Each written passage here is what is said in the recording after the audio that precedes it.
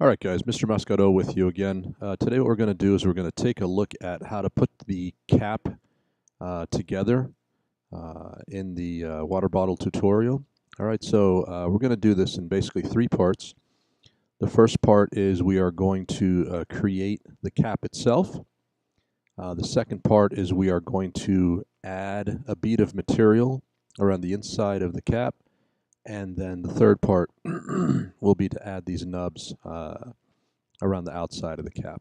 All right, so the cap itself is an interesting part um, because we're going to use it, we're going to create it using an open sketch. Right, so we talked in class the other day about the difference between an open sketch and a closed sketch. And as a reminder, a closed sketch is basically we define the outside borders of our part. All right, so anything to the inside of our uh, of our of our borders of our sketch, all right, that's where we will add or remove material.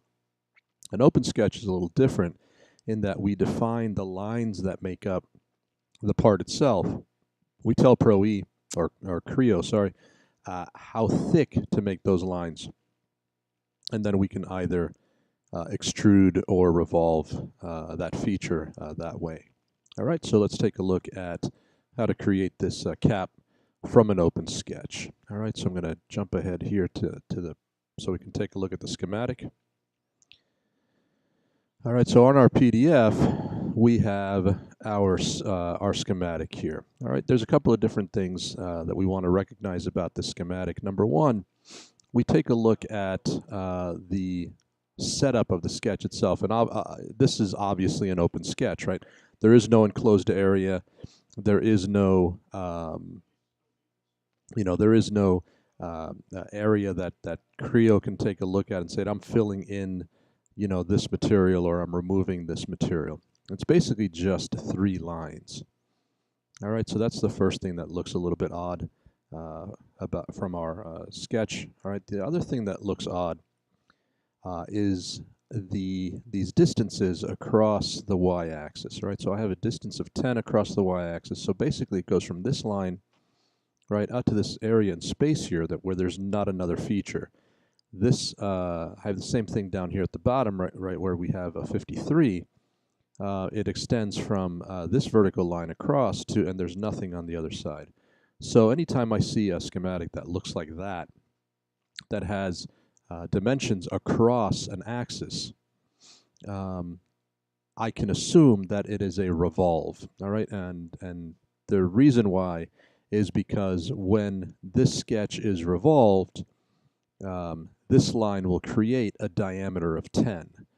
All right, as it spins around the y-axis here. All right, this 53 down here is a diameter for the revolve when this line spins. All right, around the x-axis or the y-axis.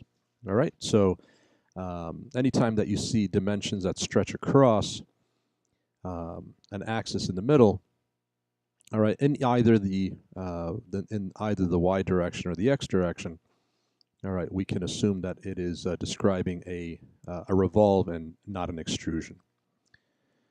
All right, so let's go to Creo and take a look at how to set up the sketch.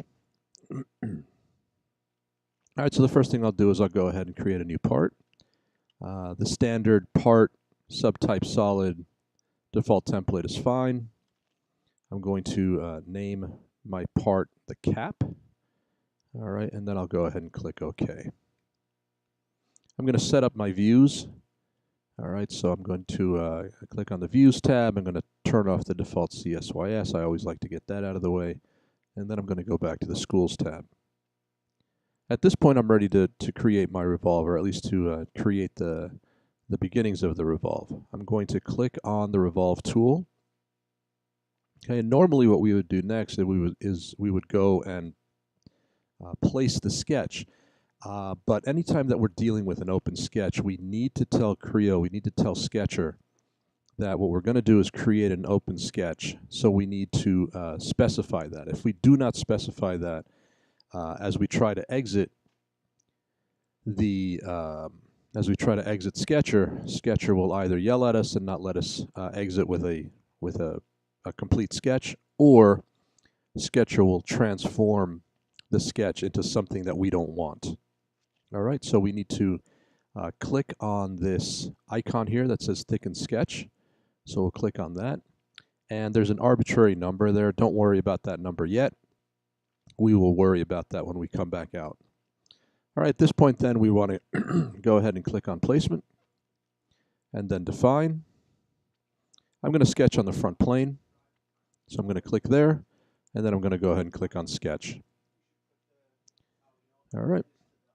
Since this is a revolve, the first thing that I'm going to do is I'm going to click on and add a center line, and the center line is going to become our axis of revolution. So under Datum, the Datum toolbox, I'm going to click on center line here, and I'm going to set that center line on the y-axis. All right, so I want to set it on and parallel to, those are the constraint there, parallel to the y-axis. So it's sitting on top of the y-axis, and it is also parallel to the y-axis. When I deselect the tool, if I mouse over the center line, it'll say center line axis of revolution. That means that I set it correctly, and I don't have to worry about a center line anymore. The next thing I want to do is I want to create this first lower vertical line of 10. It's going to extend from the x-axis up to an arbitrary point in space. So I'm going to just set that line. Okay, make sure that it is vertical, and then deselect the tool. All right, so basically what I'm doing here is I want to get my sketching area into scale. All right, so I'm going to set that value to 10. Okay, so the vertical value is going to be 10, and then you can see here that I have a diameter measurement of 187. I want to set that value to 53. Okay. Now sometimes what happens here is that our view gets a little cluttered. So what we want to do is we want to turn off our planes view. All right, up here in the plane display. Okay, so the little eyeball with the plane, we want to turn that off, and we get rid of any extra information on our screen that we don't need. All right, our screen is to scale.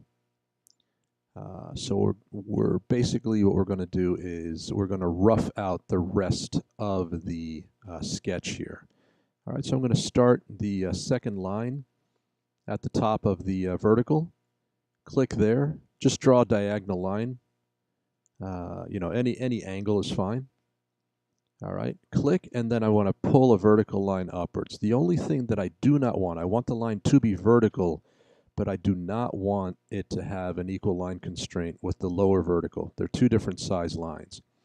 All right, so I'm either going to make it a little taller or a little shorter than the other vertical line, than the lower vertical line. All right, set that line, deselect the tool. All right, and now we have a bunch of dimensions, some of which we're going to use and some of which we are not going to use. All right. The first thing I want to do is I want to find and set the diameter dimension for my top vertical line. All right, so remember that we're dealing with a diameter of 10 at the top. All right, I have a proposed diameter of 14.8 at the bottom here, so we're going to go ahead and set that to 10. All right, so that's a strong dimension there. All right, let's go back to the schematic and take a look at what that looks like. All right, the top vertical line is going to be 15, so we're going to go ahead and set that.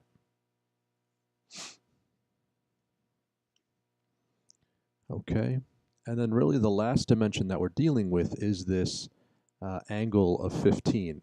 All right, so I know it's an angle because the line is slightly curved, but when I look at this dimension here, 15, right? Usually when we have a dimension that is near an angle, all right, that angle matches the dimension.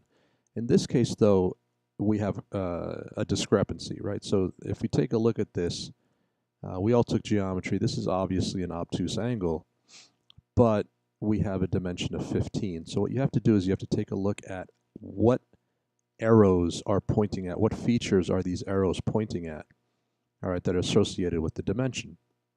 So I can see that the first arrow, the top arrow, is pointing to the diagonal line, the bottom arrow is pointing to the x-axis. So what that is basically telling me is that this 15 relates to the extension of the diagonal line if it were to reach the x-axis. All right, so we're going to go ahead and set that same dimension on our sketch. So we're going to use the normal tool here. Select the diagonal line, any point on the diagonal line except for the endpoints. Don't use the endpoints when you're selecting these objects. All right, so we're going to left click on the diagonal line on top. We're going to left click on the x-axis down below. And we're going to center click between the two. All right, so then at this point what we're going to do is we're going to set this angle to 15. Okay. Notice that all of the other angles that we've had, right, all the other dimensions that we had have gone away. All right, deselect the normal tool at this point. You can go ahead and, drag those dimensions, get them out of the way. And now our sketch looks just like our schematic. All right. Next thing that we're going to do is we're going to go ahead and complete the sketch. Click OK. And we're out of Sketcher, and now we're looking for information about the revolve. So the first thing that we want to do is we want to set the thicken sketch option, all right, that dimension to 2. All right, so our instructions tell us that the thickness of our open sketch is going to be 2. But then we also have 3 different options in terms of how to thicken this this object. We can either thicken it all towards the x-axis or towards the y-axis, all right, the axis of revolution. We can thicken it all away from the y-axis, all right, the axis of revolution, or we can thicken it halfway between the two, right, so equally one in one direction and one in the other direction. All right, so that's how we toggle between these different options. All right, and basically in this case we want to thicken it all to the outside. So when the cap looks its thickest, its fattest, that's the option that we want. All right, we're going to go ahead and green check mark that. All right, save your cap.